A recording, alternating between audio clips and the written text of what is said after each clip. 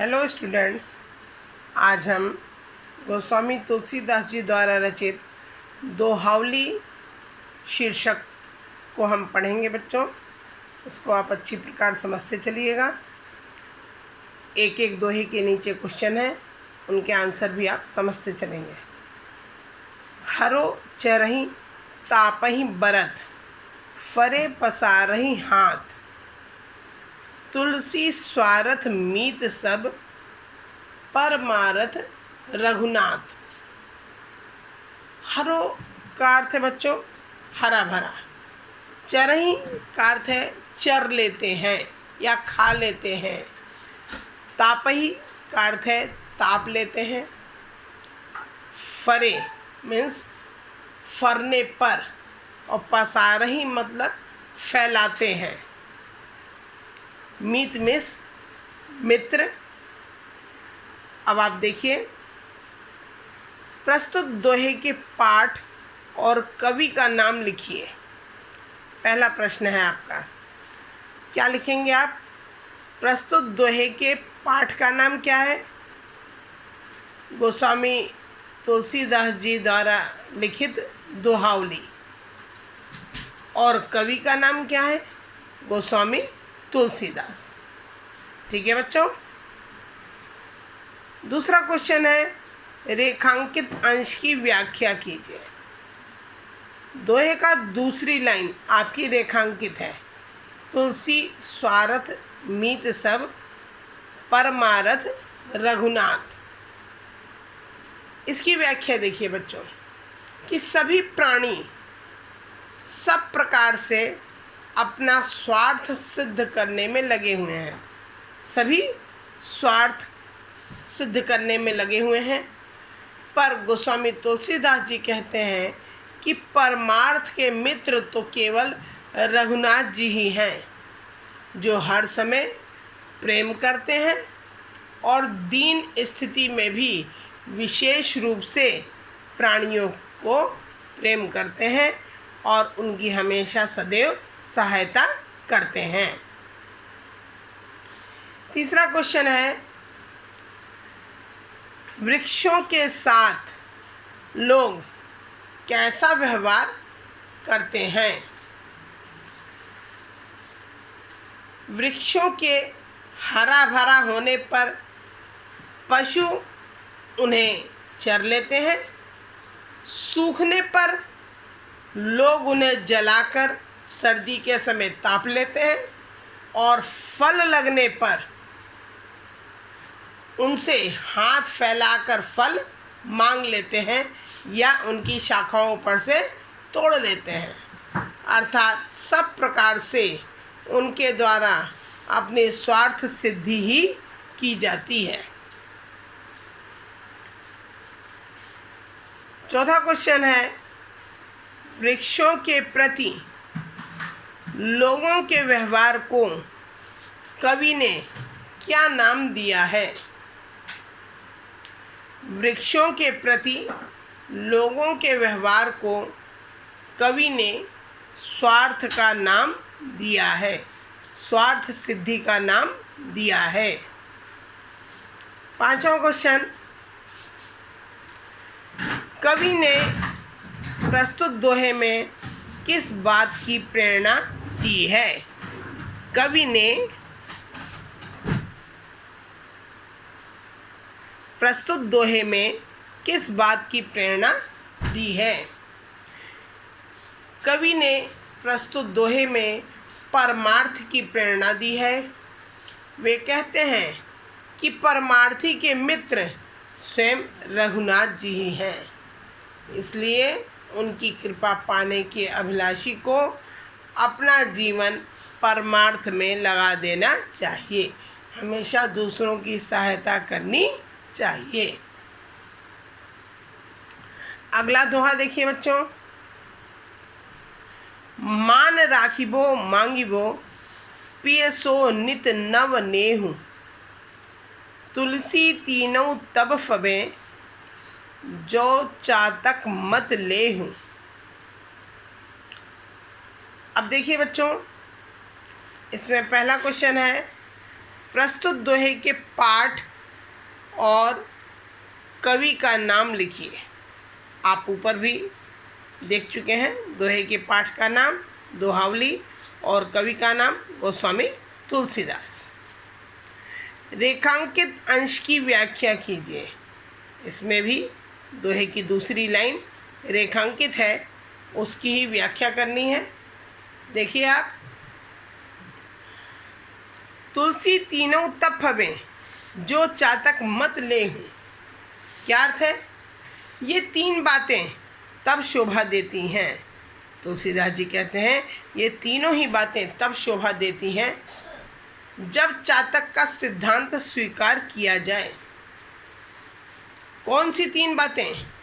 सम्मान की रक्षा करना, मांगना और प्रिय से नित्य नया नया प्रेम करना। ये तीनों बातें तभी अच्छी लगती हैं जब चातक का मत स्वीकार किया जाए। अर्थात जैसे चातक केवल अपने प्रिय बादल से ही मांगता है और केवल स्वाति नक्षत्र की बूंद ही पीता है, उस बूंद की प्राप्ति के लिए वह बादल से नित्य नया नया प्रेम जोड़ता है, उसी प्रकार व्यक्ति को भी केवल अपने प्रिय से ही मांगना चाहिए।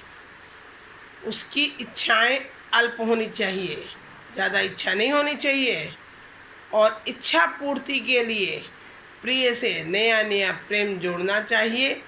तभी उसके जीवन में सफलता और प्रेम की अनन्यता सिद्ध हो सकती है। अब तीसरा क्वेश्चन बच्चों, इस दोहे में किसकी विशेषताओं पर प्रकाश डाला गया है? इस दोहे में चातक की विशेषताओं पर प्रकाश डाला गया है। चौथा प्रश्न, यहाँ चातक के संबंध में क्या कहा गया है? यहाँ चातक के संबंध में यह कहा गया है कि चातक केवल अपने प्रिय बादल से ही मांगता है। वह केवल स्वाति नक्षत्र की बूंद ही पीता है और उस बूंद की प्राप्ति हेतु वह बादल से नित्य नया नया प्रेम जोड़ता है।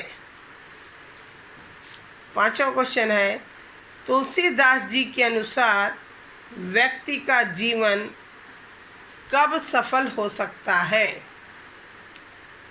तुलसीदास जी के अनुसार व्यक्ति का जीवन तब सफल हो सकता है जब व्यक्ति केवल अपने प्रिय से ही कुछ मांगे, अपनी इच्छाओं को अल्प रखे, थोड़ा रखे, और इच्छा पूर्ति के लिए अपने प्रिय से नया नया प्रेम जोड़े। अब बच्चों तीसरा दोहा करते हैं। नहीं जांचत नहीं संग्रही, शीस नाई नहीं लेही, ऐसे मानी मांग नहीं, को बारिद बिन देई। बारिद मीन्स बादल। पहला क्वेश्चन देखिए बच्चों, उपर्युक्त दोहे के पाठ और कवि का नाम लिखिए। आप ऊपर भी लिख चुके हो दोहे के पाठ का नाम और कवि का नाम। और ये क्वेश्चन बच्चों कभी कभी इस तरह से भी आता है कि उपर्युक्त दोहे का संदर्भ लिखिए। संदर्भ लिखना भी आपको आता है? लिखेंगे आप कि प्रस्तुत दोहा हमारी पाठ्यपुस्तक काव्यांजलि के दोहावली नामक शीर्षक से लिया गया है, जिसके रचयिता हिंदी के महान कवि गोस्वामी तुलसीदास जी हैं। दूसरा क्वेश्चन है, रेखांकित अंश की व्याख्या कीजिए। रेखांकित अंश आपका वही सेकंड लाइन आपकी रेखांकित है बच्चों। इसकी व्याख्या, ऐसे मानी मांग नहीं को बारिद बिन देहि। किसको मानी, किसको स्वाभिमानी कहा है? उसी चातक पक्षी को। क्या कह रहे हैं कि ऐसे स्वाभिमानी चातक को बादल के बिना कौन दे सकता है। अर्थात अनंत जल के से परिपूर्ण बादल ही उसकी मौन याचना को समझता है और उसे पूर्ण कर देता है। तीसरा प्रश्न है,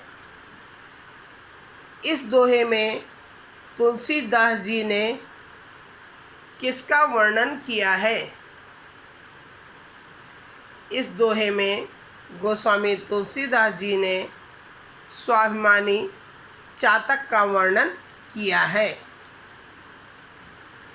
चौथा प्रश्न है, चातक और स्वाति नक्षत्र की बूंद का क्या संबंध बताया गया है? चातक और स्वाति नक्षत्र की बूंद का यह संबंध बताया गया है कि जब स्वाति नक्षत्र की बूंद नीचे गिरती है तो वह सीधे चातक के मुख में ही आती है और चातक स्वाति नक्षत्र के जल को ही पीता है। पांचवा क्वेश्चन है, स्वाभिमानी चातक की याचना को कौन समझता है? स्वाभिमानी चातक की याचना को अनंत जल से परिपूर्ण, जिसके पास अनंत जल है, अपार राशि है जल की, ऐसा बादल ही उसकी याचना को समझता है और उसकी याचना को, याचना मीन्स उसकी मांग को, याचना मांग को वह बादल ही पूर्ण भी करता है। बच्चों, आपको ये दोहावली के तीनों दोहे और उसके क्वेश्चन आंसर समझ में आ गए होंगे बच्चों। आपको कुछ भी पूछना हो तो आप मुझसे पूछ सकते हैं।